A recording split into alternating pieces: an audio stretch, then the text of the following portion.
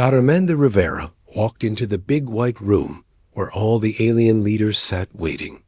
Her hands shook as she held the data pad that would change everything. The room was so quiet she could hear her own heartbeat. Today she had to tell them something that would shock the entire galaxy. The Galactic Council had been studying Earth for 3 years now. They wanted to know what kind of planet humans came from. Every species in the galaxy had their home world classified. Some came from garden worlds with perfect weather. Others came from ice worlds or desert planets. But Earth was different. Earth was something they had never seen before. Commander Jake Morrison stood in the back of the room watching everything. He was the first human to join the Earth Defense Force after they made contact with aliens.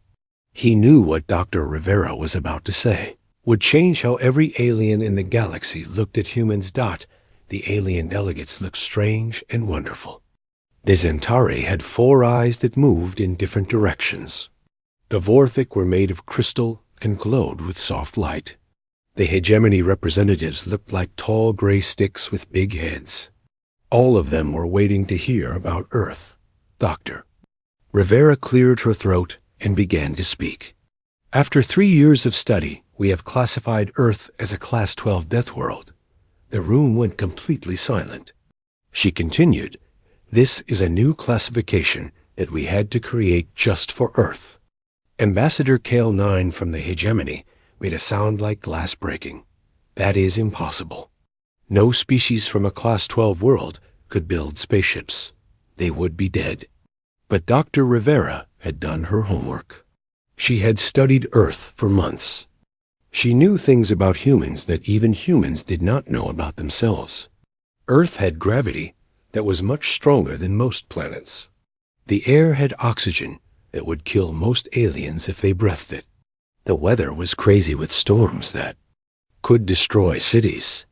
"Let me tell you about Earth," Dr. Rivera said. She pressed a button and pictures appeared on the wall. Earth has hurricanes that spin at 300 miles per hour. It has tornadoes that can pick up buildings. Lightning strikes the ground millions of times every day. The temperature can go from hot enough to kill you to cold enough to freeze you in just a few hours. The aliens looked at the pictures with fear. Some of them made sounds like they were going to be sick. The Zentari delegate covered 2 of his eyes with his hands. Captain Lisa Brooks stepped forward. She had just come back from visiting alien colonies. "I can tell you more about humans," she said. "Human children play games that would be military, training for other species. They run and jump and fight with each other for fun. They eat things that are poison to most aliens. They swim in water that would drown other species." The room was getting more and more shocked. Dr. Rivera continued, "Humans evolved with predators that would be the most dangerous animals on any other world. They lived with bears that could tear them apart. They lived with snakes that could kill them with one bite. They lived with cats that could hunt them in the dark. But the most amazing thing," Captain Brooks added, "is that humans made friends. With these predators, they keep wolves as pets. They ride on the backs of animals that could kill them. They swim with sharks for fun."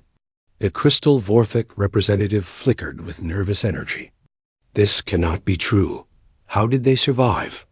Dr. Rivera smiled for the first time. "That is what makes them special. They did not just survive. They made their death world into a home. They learned to use the storms for power. They learned to use the dangerous animals for food and work. They turned the most hostile planet in the galaxy into a place where they could build a civilization." The delegates started talking to each other in their own languages. Some sounded scared. Others sounded confused. None of them sounded happy. Commander Morrison knew this was his moment to speak. "We know this is hard to believe," he said. "But humans are not dangerous because they want to hurt anyone. They are strong because they had to be strong to survive. Earth made them tough, but it also made them smart. They learned to work together. They learned to help each other. They learned to turn bad things into good things. Dr. Rivera brought up more pictures. These showed human cities with gardens and parks. They showed humans playing with their children. They showed humans taking care of old people and sick people. You see, she said, humans are not monsters. They are just very good at staying alive. The hegemony ambassador stood up. This changes everything. We have rules about Deathworld. Species. They are supposed to be contained. They are supposed to be watched. They are dangerous. But humans are already here, Captain Brooks pointed out. They are already part of the galaxy. They are already helping other species. They saved the mining colony on Kepler-442b last month. They helped build the new space station at Alpha Centauri. They are not dangerous to others. They are helpful. The room was quiet again. All the aliens were thinking about what this meant. If humans came from a Class 12 Deathworld, then all their rules were wrong. All their ideas about what was possible were wrong.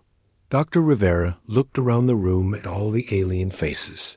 We have to create new rules, she said. We have to create new ways of thinking. Humans have shown us that even the most dangerous planets can create good people. Maybe we have been wrong about Deathworlds. Maybe we have been wrong about what makes a species dangerous. The Galactic Council had a big decision to make. They could try to treat humans like a threat, or they could try to learn from them. They could try to contain them, or they could try to understand them. The choice they made would change the galaxy forever. As the meeting ended, the aliens filed out of the room, talking quietly to each other. Some looked scared, others looked curious. All of them knew that everything had changed. The galaxy had just discovered that the impossible was possible, and that the most dangerous world in space had created the most helpful species they had ever met. 3 months had passed since the Galactic Council learned about Earth being a Class 12 Deathworld. Dr. Karen Walsh had been working day and night to understand how humans really worked. She was a xenopsychologist, which meant she studied how different alien minds worked. But human minds were unlike anything she had ever seen. Dr. Karen Walsh sat in her lab looking at data that made no sense. Her team included Dr. Peter Chun and Dr. Maria Santos, 2 of the smartest scientists in the galaxy. They had been watching humans in different situations for months. What they found was so strange that they had to check their equipment many times to make sure it was working right. The first thing they noticed was that humans got better when things got worse. Most species would panic when faced with danger. Their thinking would get fuzzy. They would make mistakes. They would freeze up or run away. But humans did the opposite. When things got dangerous, they became calm. When things got hard, they got focused. When things got impossible, they got creative. Dr. Peter Chun had been studying the brain scans of humans during emergencies. Look at this, he said, pointing to the screen. When we put other species in stressful situations, their brain activity gets chaotic. But when we put humans in the same situations, their brain activity becomes more organized. It is like stress. Makes them smarter. Dr. Maria Santos had been watching human behavior during crisis situations. I have video footage of humans during the Kepler-442b mining disaster, she said. When the life support systems failed, the alien workers went into shock. They could not think clearly. They could not move. But the human workers immediately started working together. They did not even need to talk to each other. They just knew what to do. Captain Tony Garcia had been the leader of the rescue mission to Kepler-442b. Dr. Walsh interviewed him about what happened that day. The methane storm came out of nowhere, he said. The whole colony was in trouble. The alien workers were scared and could not help, but my human crew just went to work. We carried the injured aliens through toxic air for over 2 kilometers. We did not think about whether we could do it. We just did it. Dr. Walsh looked at the medical reports from that day. Captain Garcia and his crew had been exposed to methane gas that should have killed them. They had carried heavy loads through atmosphere that should have made them collapse. They had worked for 12 hours straight without rest in conditions. That should have been impossible. But they had not just survived. They had saved everyone. Lieutenant Colonel Susan Hayes had been watching from the patrol ship nearby. I could not believe what I was seeing, she told Dr. Walsh. The humans were not just working hard. They were working together like they shared the same mind. They anticipated what each other needed. They moved like they were parts of the same machine. It was beautiful and terrifying at the same time. Dr. Walsh started to understand something important. Humans did not just survive extreme conditions. They became something more than individual people when faced with extreme conditions. They became a group mind that could solve problems that no individual could solve alone. But the most shocking discovery came when Dr. Walsh studied human entertainment. She could not believe what humans did for fun. They watched movies about monsters trying to kill them. They played games where they pretended to fight wars. They participated in sports where they could get seriously hurt. They went to places, specifically because they were dangerous. Look at this, Dr. Maria Santos said, showing video footage of humans skydiving. They jump out of perfectly good aircraft thousands of feet in the air just for fun. They think falling toward the ground. At high speed is entertaining. Dr. Peter Chun had been studying human competitive sports. They hit each other with their fists until one of them cannot get up, he said. They call it boxing, and people pay money to watch it. They think violence is recreation. Dr. Walsh found records of something called extreme sports. Humans would climb mountains that could kill them. They would surf waves that could drown them. They would race cars that could crash and burn. They would go into caves that could collapse on them. They did all of these things because they were dangerous, not in spite of being dangerous. This explains everything, Dr. Walsh realized. Humans are not just adapted to survive on Deathworlds. They are adapted to enjoy Deathworlds. They are adapted to find dangerous situations fun and exciting. They are adapted to get better when things get worse. The research team made another discovery that changed everything. Humans did not just adapt to their environment. They adapted their environment to them. Every place humans went, they changed it. They made hostile places into friendly places.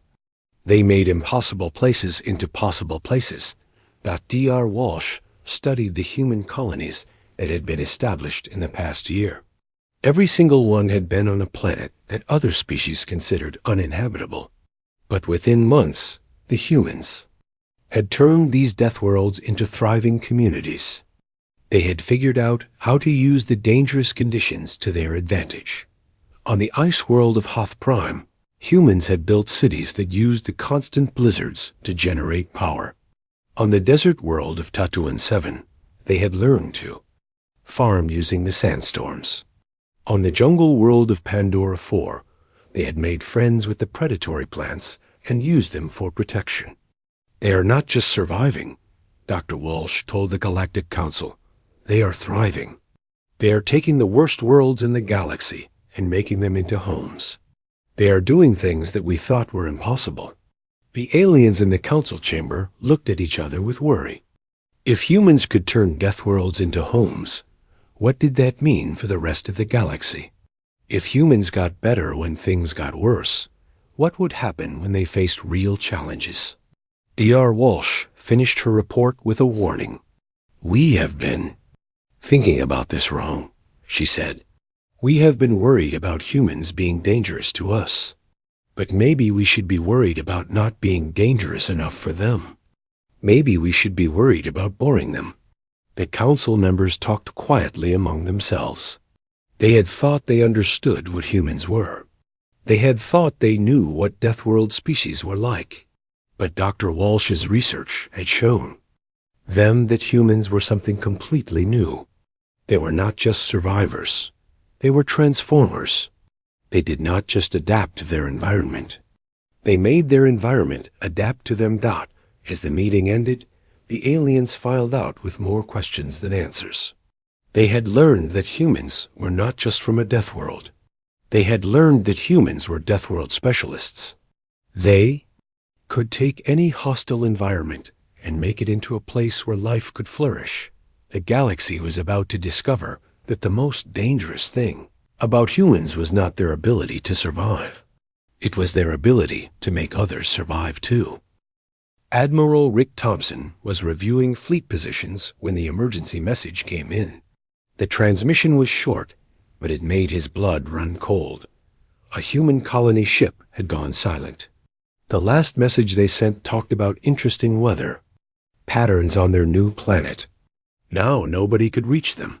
The colony ship Endeavor had been carrying 50,000 humans to establish a new settlement on Proxima 7. The planet was barely habitable by galactic standards. It had constant earthquakes. The plants were carnivorous and would eat anything that got too close.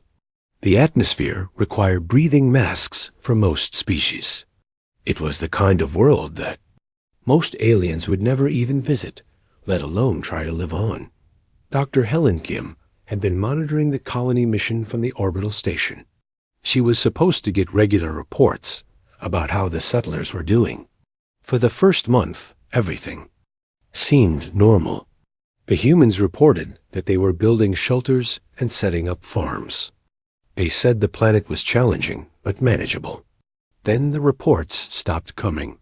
The last message we received was 3 days ago, Dr. Kim told Admiral Thompson. The colonists said they were having fun with the local wildlife. They mentioned that the earthquakes were good for irrigation. They said the carnivorous plants made excellent guard dogs. Then nothing. Admiral Thompson assembled a rescue fleet immediately. Commander Alex Rodriguez would lead the mission. They expected to find a disaster. They expected to find destroyed buildings and dead colonists. They expected to find another tragic example of what happens when humans try to live on impossible worlds. The rescue fleet reached Proxima 7 after 2 days of hard travel. What they found was not what they expected. The planet looked different from the orbital scans they had on file. The constant dust storms had stopped. The earthquake activity had decreased. The red glow of volcanic activity that had covered half the planet was gone. "This cannot be the same planet," said Commander Rodriguez. "The atmospheric readings are completely different. The seismic activity is almost zero. The plant life appears to be thriving instead of just surviving." They landed near where the colony was supposed to be. What they found was a thriving city. The buildings were made from local stone, but they looked like they had been there for decades, not months. Gardens filled with alien plants surrounded every structure. The carnivorous plants that were supposed to be dangerous were growing in neat rows like crops. Nancy Johnson was the settlement coordinator. She came out to greet the rescue fleet with a big smile on her face. "You are just in time for lunch," she said. "We were hoping you would come visit soon. We have so much to show you." Commander Rodriguez looked around in confusion. "We came because you stopped sending reports. We thought you were in trouble. We thought you might be dead." Nancy laughed. "Dead? Why would we be dead? This place is wonderful." "Sure, it took some getting used to, but now we love it here. The earthquakes help us with construction. The carnivorous plants keep the pest animals away. The volcanic activity provides unlimited geothermal energy. This is the best planet we have ever lived on." The rescue team walked through the colony in amazement. The humans had not just survived on Proxima 7. They had completely transformed it. The constant earthquakes had been turned into a construction advantage. The humans had learned to time their building projects to use the seismic activity to help them place heavy foundations. The carnivorous plants had been domesticated and trained to guard the colony from dangerous animals. "How did you do this?" Commander Rodriguez asked. "Our scientists said this planet was barely habitable. They said it would take decades to establish a stable colony here." Nancy shrugged. "We just worked with what we had. The planet was not trying to kill us. It was just being itself. We learned to be ourselves, too. Now we work together. The planet gives us what we need, and we give it what it needs." Dr. Kim was scanning the atmospheric readings with her instruments. "This is impossible," she said. "The air is cleaner than it was when you arrived.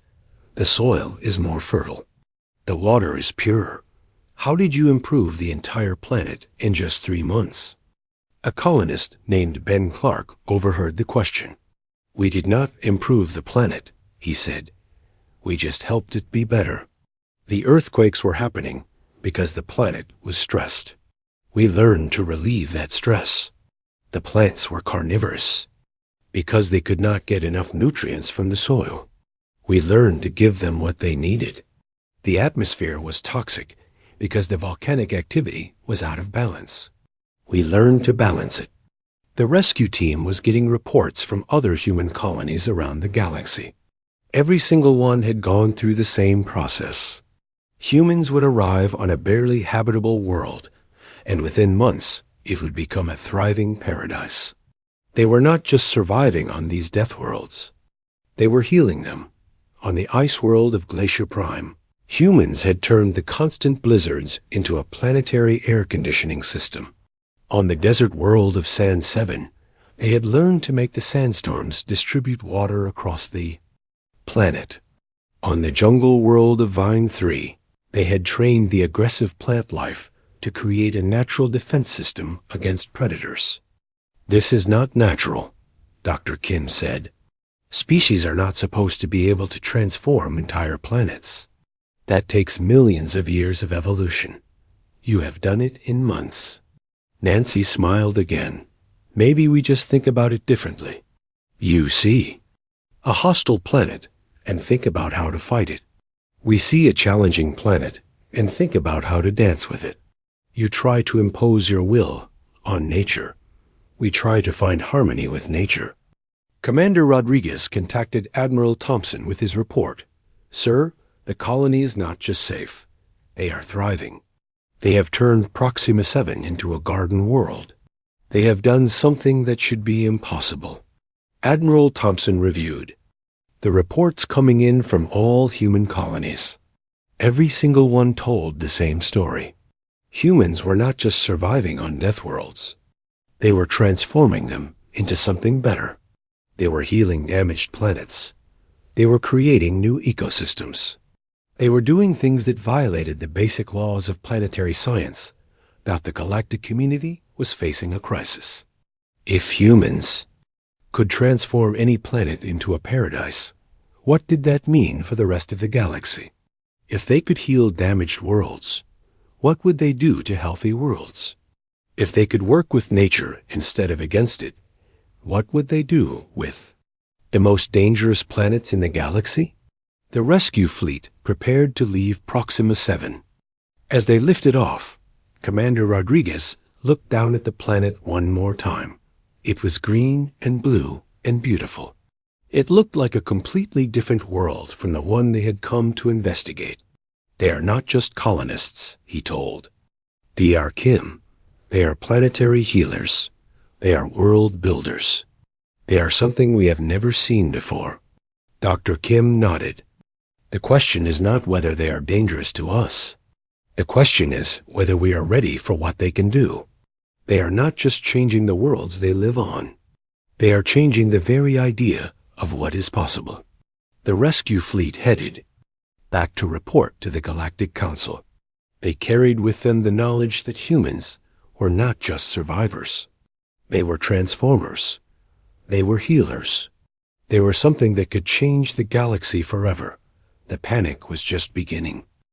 Dr. Rachel Stone was the galaxy's leading expert on how species evolved and adapted to their environments. She had studied evolution on thousands of worlds for over 30 years, but she had never seen anything like what humans were doing. To understand them better, she decided to live with them for 6 months. Dr. Chris Miller joined Dr. Stone as her research partner. He was a psychologist who specialized in how different species thought and learned. Together, they wanted to understand how humans could do things that seemed impossible according to everything they knew about biology and evolution. They started their research at the human colony on Titan Base. Colonel Mike Davis was the commanding officer of the research station.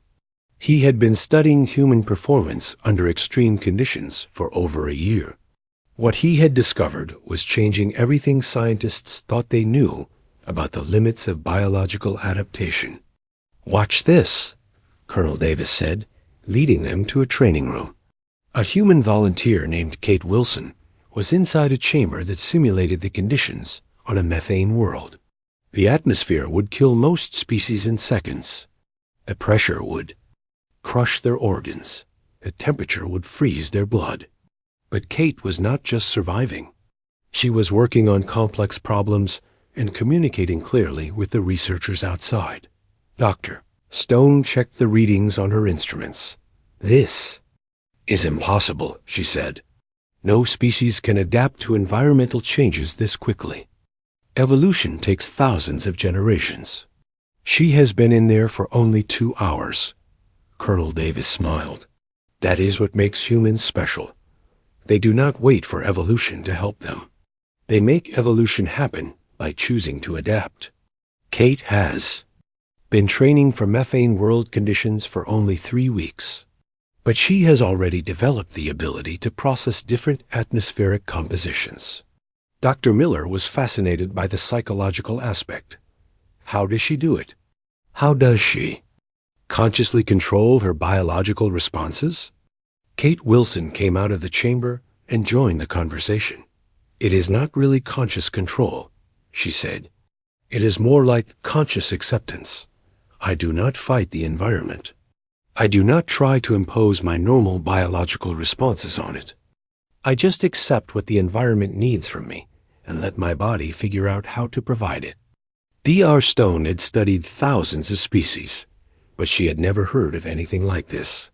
"You are talking about directed evolution. You are talking about choosing to develop new biological capabilities within a single lifetime. That should be impossible." "Maybe impossible is just another word for something nobody has tried yet," Kate said. "Humans have been doing impossible things for thousands of years.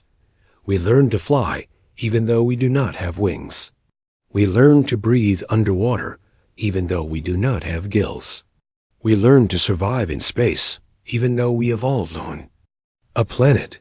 We just keep learning." The research team spent the next few months documenting human adaptation abilities. They found that humans could develop new capabilities through what they called conscious evolution. It was not genetic mutation. It was not technological enhancement. It was something completely different. Dr. Stone documented cases where humans had learned to hold their breath for over an hour by gradually increasing their exposure to low oxygen environments. Dr. Miller found examples of humans who had developed resistance to toxins by slowly increasing their exposure to small amounts of poison. They found humans who could see in complete darkness by training their eyes to detect infrared radiation. The most amazing discovery came when they studied human children who had been born on Deathworld colonies. These children were exhibiting abilities that would be considered superhuman by galactic standards. They could navigate in zero visibility by sensing electromagnetic fields. They could communicate over long distances using subsonic vibrations. They could remain conscious under atmospheric pressures that would kill most adults. Captain John Kelly was a third-generation colonist from the mining world of Hades Prime. His grandparents had been among the first humans to settle on the planet. His parents had been born there. He had been born there. Each generation had become more adapted to the hostile environment. "Show them what you can do," Colonel Davis said to Captain Kelly. Captain Kelly walked into a chamber that simulated the conditions on Hades Prime. The temperature was hot enough to melt most metals. The atmospheric pressure was crushing. The air was filled with toxic gases. But Captain Kelly moved through it like he was walking through a garden. "I can work in these conditions for 12 hours without protective gear," he said. "I can detect chemical changes in the atmosphere that warn me about dangerous weather. Patterns. I can navigate by sensing magnetic fields. I can communicate with other colonists using vibrations that travel through the ground." Dr. Stone was amazed. "You are not just adapted to your environment. You are integrated with it. You are part of the planetary ecosystem." Captain Kelly nodded. "That is what happens when humans live on a world for multiple generations. We do not just survive there. We become part of it. We learn to think like the planet thinks. We learn to work with the planet instead of against it." Dr. Miller realized something important. This is not just individual adaptation. This is species-level evolution happening in real time. Each generation of humans is becoming more capable than the last. They are not just surviving on Deathworlds. They are becoming Deathworld specialists. The research team studied human colonies across the galaxy. They found the same pattern everywhere. First-generation colonists would adapt to survive. Second-generation colonists would adapt to thrive. Third-generation colonists would adapt to transform their environment. Each generation was more capable than the last. "We are watching evolution in action," Dr. Stone told the Galactic Council. "But it is not random evolution. It is directed evolution. Humans are consciously choosing to develop new capabilities. They are consciously choosing to become something more than they were." The council members listened with growing concern. If humans could consciously evolve, what would they become? If they could adapt to any environment, what would they do with the most dangerous worlds in the galaxy? Dr. Miller addressed their concerns. Humans are not trying to become monsters. They are trying to become helpers. Every adaptation they develop makes them better at surviving extreme conditions. But it also makes them better at helping others survive extreme conditions. The research team had documented dozens of cases where adapted humans had used their abilities to save alien lives. Humans who could breathe toxic atmospheres had rescued alien miners from gas leaks. Humans who could withstand extreme temperatures had saved alien explorers from fire and ice. Humans who could see in the dark had guided alien ships through dangerous asteroid fields. They are not becoming predators, Dr. Stone explained. They are becoming protectors. They are becoming rescuers. They are becoming the species that can go anywhere and help anyone. Colonel Davis provided the final piece of the puzzle. Humans have discovered something that no other species has discovered. They have learned that the key to survival is not fighting your environment. It is joining your environment. They have learned that the key to evolution is not random mutation. It is conscious choice. The council members looked at each other with new understanding. They had been afraid of humans because they thought humans were dangerous. But maybe humans were dangerous in the same way that firefighters were dangerous. Maybe they were dangerous because they were willing to go into dangerous places to help others. Dr. Stone concluded her report with a new perspective. "We have been thinking about this wrong. We have been worried about humans taking over the galaxy. But maybe we should be thinking about humans opening up the galaxy.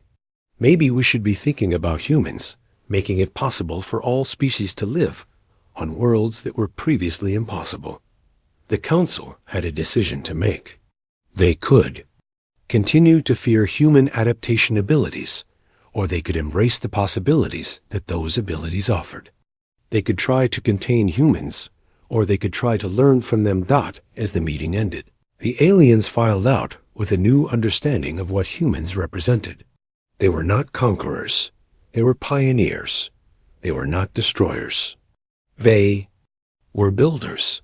They were not the end of the galaxy as it was.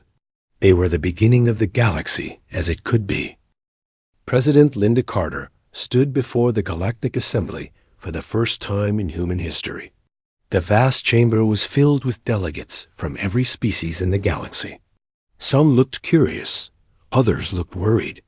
All of them were waiting to hear what humans had to say about their place in the galactic community. "We understand your concerns," President Carter began. Her voice carried clearly across the chamber. "You have watched us turn your Deathworlds into gardens. You have watched us do things that should be impossible. You have watched us change the rules of what life can accomplish. We know this is frightening." General Robert Kim sat in the front row with the other human delegates. He was the head of human colonial forces and had supervised the establishment of colonies on 17 different worlds. Each colony had been successful. Each colony had transformed a hostile world into a thriving community. Each colony had shown that humans were capable of things that no other species had ever attempted. In 2 years, we have successfully established colonies on 17 worlds that were deemed uninhabitable by galactic standards, General Kim reported. But we have not done this alone. Each colony now hosts settlers from other species. We have created the first truly mixed species settlements in galactic history. The alien delegates murmured to each other in dozens of different languages. Mixed species colonies had been attempted before, but they had always failed. Different species had different environmental needs. Different species had different cultural requirements. Different species had different biological limitations. But humans had somehow made it work. Dr. Michelle Brown was now serving as humanity's chief scientific advisor. She had been studying human adaptation abilities for years. She had discovered something that changed everything they thought they knew about evolution and survival. "We have learned something important," Dr. Brown said. "Humans can consciously control their evolutionary adaptation. We can choose to develop new capabilities when faced with environmental challenges. We can direct our own evolution in real time." The chamber fell silent. Conscious evolution was theoretical. It was something that scientists had discussed as a possibility, but never as a reality. If humans could actually control their own evolution, it meant they could become anything they needed to become. Dr. Brown continued, "But more importantly, we have learned that we can teach this ability to others. We can help other species develop adaptive capabilities. We can help them survive in environments that were previously impossible for them." A volunteer from the audience stepped forward. His name was Tim Anderson, and he was a colonist from the mining world of Hades Prime. He had volunteered to demonstrate human adaptation abilities to the Galactic Assembly. "I am going to step into a chamber that simulates the atmospheric conditions of a Class 15 Deathworld," Tim said. "These conditions would be instantly lethal to any known species. But I will not just survive. I will remain conscious and functional. I will explain my thought process as I adapt to the hostile environment." The chamber was set up in the center of the assembly hall. The atmospheric conditions inside were beyond anything most species had ever imagined. The air was toxic. The pressure was crushing. The temperature was extreme. The radiation levels were deadly.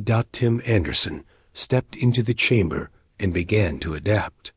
The delegates watched in amazement as he not only survived, but thrived in conditions that should have killed him instantly. He explained each step of his adaptation process. He described how he was consciously controlling his biological responses. He showed them how he was choosing to evolve in real time. "I am not fighting the environment," he said. "I am joining it. I am becoming part of it. I am learning to think like it thinks. I am learning to work with it instead of against it." The demonstration lasted for 2 hours. Tim Anderson emerged from the chamber not only alive but energized. He had shown the galaxy that humans were not just surviving impossible conditions. They were mastering them. Ambassador Kelly Robinson delivered humanity's final message to the galaxy. We are not trying to conquer your death worlds. We are not trying to take over your territory. We are not trying to replace your species. We are trying to show you that there are no death worlds. There are only worlds that have not met the right species yet. The message was clear. Humans were not a threat to the galaxy. They were an opportunity. They were a chance to expand civilization into previously impossible territories. They were a chance to turn hostile worlds into homes where all species could thrive. We have learned that the key to survival is not fighting your environment, Ambassador Robinson continued. It is joining your environment. We have learned that the key to evolution is not random mutation. It is conscious choice. We have learned that the key to success is not competing with others. It is helping others succeed. The Galactic Council faced a historic decision. They could try to contain humanity and limit their ability to transform hostile environments. Or they could embrace the possibility that humans might be the key to expanding galactic civilization beyond its current limits. President Carter addressed the Council directly. We offer you a partnership. We offer you our knowledge. We offer you our abilities. We offer you the chance to turn every hostile world in the galaxy into a place where life can flourish. We offer you the chance to make the impossible possible. The debate that followed lasted for hours. Some species were afraid of human capabilities. Others were excited by the possibilities. All of them recognized that humanity represented something completely new in galactic history. In the end, the Council voted to embrace expansion. They voted to work with humans rather than against them. They voted to transform the galaxy from a place where life struggled to survive into a place where life could thrive anywhere. The classification system was permanently changed. Class 12 death worlds were no longer considered uninhabitable. Class 15 death worlds were no longer considered impossible. All hostile worlds were simply reclassified as awaiting human assessment. The age of limited civilization was over. The age of unlimited possibility had begun. Humans had shown the galaxy that there were no limits to what life could accomplish when it chose to adapt instead of fight. They had shown that evolution was not something that happened to species. It was something that species could choose to do. The galaxy was about to discover that the most dangerous species in the universe were also the most hopeful. They were about to discover that the species that came from the most hostile world were also the species that could make any world hospitable. They were about to discover that humanity was not the end of the old galaxy. They were the beginning of a new one. Human colonies began accepting applications from species across the galaxy. Worlds that had been considered uninhabitable for millions of years were suddenly open for settlement. The frontier was no longer a boundary. It was an invitation. As the assembly ended, delegates from across the galaxy approached the human representatives with requests for partnership. The Zentari wanted help establishing colonies on high-gravity worlds. The Vorthik requested assistance with radiation-heavy environments. The hegemony asked for guidance on surviving in toxic atmospheres. President Carter smiled as she watched species that had been enemies for centuries working together to plan new settlements. This is what we hoped for, she said to General Kim. This is what we dreamed of when we first reached for the stars. The human representatives spent the next several hours meeting with delegation after delegation. Each species brought their own unique challenges. Each species had their own environmental limitations. Each species had worlds they wanted to settle, but could never survive on alone. Dr. Brown found herself explaining human adaptation techniques to a group of crystalline beings who wanted to establish mining operations on molten worlds. The key is not to resist the heat, she said. The key is to become part of it. You have to learn to think like the planet thinks. You have to learn to work with the environment instead of against it. Ambassador Robinson was working with a group of aquatic species who wanted to establish underwater cities on ocean worlds. Humans learned to swim by working with water instead of fighting it, she explained. You already know how to work with water. Now you just need to learn how to work with the planets that contain it.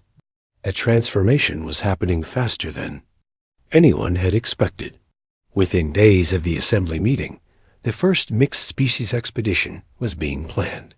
The target was a world called Inferno Prime, a planet so hostile that it had been written off as completely uninhabitable by every species in the galaxy. Inferno Prime had surface temperatures that could melt steel.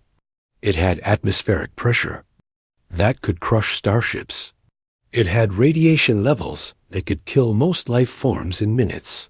It had storm systems that could destroy entire cities. It was the perfect test case for human-assisted colonization. The expedition team included humans, Centauri, Vorthic, and Hegemony representatives. Each species brought their own strengths to the mission. The humans brought their adaptation abilities. The Centauri brought their engineering expertise. The Vorthic brought their energy manipulation skills. The Hegemony brought their organizational capabilities. Captain Sarah Mitchell was chosen to lead the human contingent. She had been born on Hades Prime and had grown up in extreme conditions. She had the adaptation abilities that would be needed to survive on Inferno Prime. But more importantly, she had the teaching abilities that would be needed to help other species develop their own adaptation skills. We are not going to Inferno Prime to conquer it, Captain Mitchell told the expedition team. We are going there to join it. We are going there to become part of it. We are going there to show that any world can become home if we approach it with the right attitude. The expedition launched 6 months after the assembly meeting. The galaxy watched with anticipation as the first truly cooperative interspecies mission headed toward the most dangerous world that had ever been attempted for colonization. The success of the mission would prove that humanity's vision was correct. The failure of the mission would prove that there were still limits to what life could accomplish. Either way, the galaxy would never be the same dot as the expedition ship disappeared into hyperspace. President Carter stood at the observation deck of the orbital station watching it go. We are not just expanding into new worlds, she said to General Kim. We are expanding into new possibilities. We are showing the galaxy that there are no limits to what we can accomplish when we work together. The age of impossible worlds had ended. The age of human worlds had begun. But more importantly, the age of cooperation had started. The galaxy was about to discover that the most dangerous thing about humans was not their ability to survive. It was their ability to help others survive too. The universe was vast and full of hostile worlds, but it was also full of species who were willing to work together to make those worlds into homes. Humanity had given the galaxy something it never had before: hope that anywhere could become home. If the right people were willing to make it happen, the story was just beginning.